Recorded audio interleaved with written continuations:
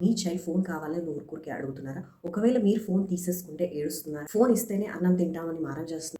ఇలా గనక మీ ఇంట్లో జరుగుతున్నట్టయితే ఈ వీడియో మీకోసం. హాయ్ అండి. నా పేరు భవ్య. ఫోన్ తీసేసుకున్నప్పుడు వాళ్ళు విపరీతంగా ఏడుస్తారు. టాయ్స్‌తో గానీ, ఔట్‌డోర్ గేమ్స్‌తో గానీ ఎలాంటి ఇంట్రెస్ట్ చూపించరు. ఫోన్ ఇస్తేనే అన్నం తింటాం అనడం, ఊరికే కోపం తెచ్చుకోవడం, ఇరిటేట్ అయిపోవడం ఫోన్ ఇవ్వకపోతే, రాత్రిళ్ళు నిద్ర సరిగ్గా లేకపోవడం.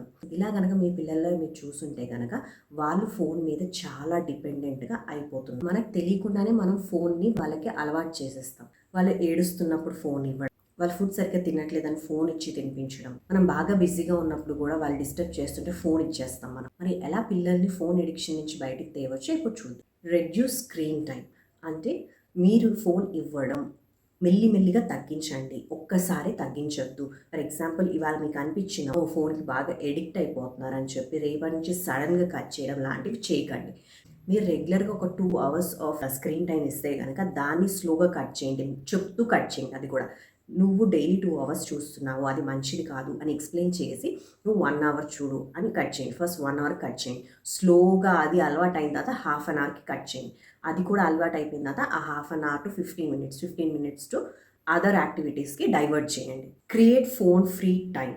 అంటే మీ ఫ్యామిలీలో మీరందరూ కూడా ఫోన్ యూసేజ్‌ని ఫస్ట్ తగ్గించుకోండి. అండ్ ఫోన్‌ని ఫ్యామిలీ టైంలో ఇంక్లూడ్ చేయకండి. ఒకసారి ఇంట్లోకి వచ్చిన తర్వాత ఫోన్స్ అన్నీ ఒక ప్లేస్‌లో పెట్టేసేయండి. పిల్లలతో పాటు మీరు కూడా ఫోన్స్‌ని ఎంటర్‌టైన్‌మెంట్ కోసం యూజ్ చేయకండి.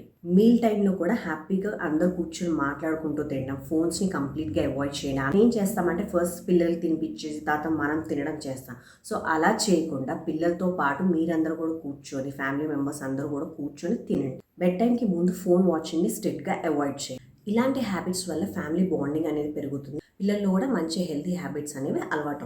పిల్లలకి అవుట్‌డోర్ ప్లే అనేది అలవాటు చేయండి. వాళ్ళకి మంచి ఫిజికల్ యాక్టివిటీస్‌ని అలవాటు చేయండి. ఇంకొకటి ఏంటంటే వాళ్ళు ఫోన్ అడిగినప్పుడు క్రియేటివ్ యాక్టివిటీస్ చేయించండి. ఎలాంటివంటే డ్రాయింగ్, కలరింగ్, పజిల్స్ ట్రై చేయొచ్చు. బిల్డింగ్ బ్లాక్, స్టోరీస్ చెప్పడం. ఇలాంటి యాక్టివిటీస్ వల్ల వాళ్ళ క్రియేటివ్‌నెస్ ఇంప్రూవ్ అవుతుంది. At the same time cognitive development కూడా చాలా హెల్ప్‌ఫుల్‌గా ఉంటుంది. పిల్లలు కొన్నిసార్లు ఫోన్ ఎందుకు అడుగుతారంటే మీ అటెన్షన్ కోసం కూడా. మీరు ఫోన్ అడిగితే ఆ ఫోన్ వద్దని చెప్పి మీరు వాళ్ళతో కలిసి ఆడుకుంటారేమో అని కూడా కొన్నిసార్లు పిల్లలు అలా ట్రిక్ ప్లే చేస్తారు.